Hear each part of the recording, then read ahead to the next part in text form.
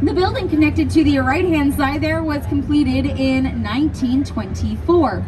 This style of architecture is known as Spanish Revivalism.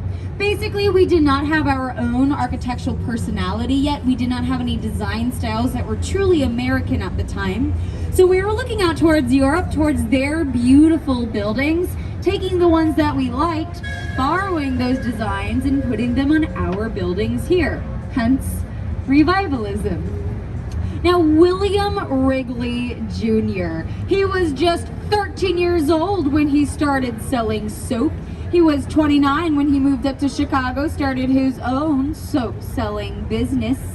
Now, when you start a company, you got to do something to make sure that your product stands out from the competition.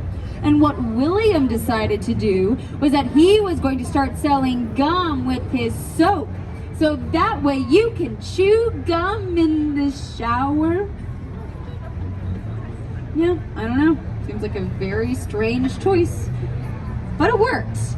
It works so well that people started to buy that soap, throw that away just to get to the gum.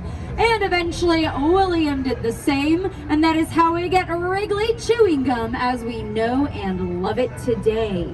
This is of course the same Wrigley as Wrigley Field where the Chicago Cubs play.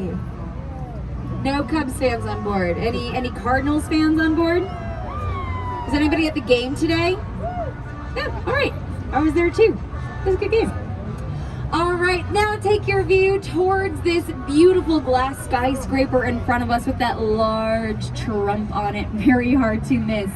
That is the Trump International Hotel and Tower, completed in 2009. It is the second tallest building here in Chicago. Take a look at that first balcony. It's about the same height as the Wrigley building. That second balcony is about the same height as the Mather Tower, which is the rocket-shaped building across the river. A little bit hard to see from here. And then that third balcony is about the same height as the AMA building, the black box building located directly behind it. That makes this architectural style known as contextualism. Basically, the architect is saying that this building could not have been built anywhere else because it is having a larger conversation with its environment around it. The architect, his name is Adrian Smith. He is famous across the globe because he designed the Burj Khalifa in Dubai, which is the tallest building in the world. And if you want to know what that looks like, just take a second Trump Tower, stack it on top of itself. That is about the height of the Burj Khalifa. Now, are any of you Dark Knight fans aboard this vessel today? Yeah, we like the Batman. Okay, that final scene where the Joker is dangling, laughing maniacally. Oh no, what's gonna happen next? That got filmed inside of the construction site of the Trump Tower. There you go, yeah, kind of cool. Now, the black box building located directly behind it, that is the AMA building. And that style of architecture is known as Black Box Modernism. We love a creative name here in the city of Chicago.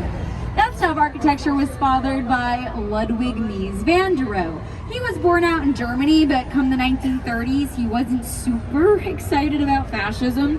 And he was particularly disappointed about the kinds of buildings he could design within that regime. He was offered a job here in Chicago, and as they say, the rest is history. This is the last building he would have designed within the United States before he passed away. And for my Dark Knight fans, well, actually that's not true, but for my Dark Knight fans, that big confrontation scene that happens in the mayor's office, well, that took place at the top of the AMA building. These two corncob-shaped buildings right here, these are maybe our most visually iconic buildings here in the city. They were built in 1967, and they are not actually called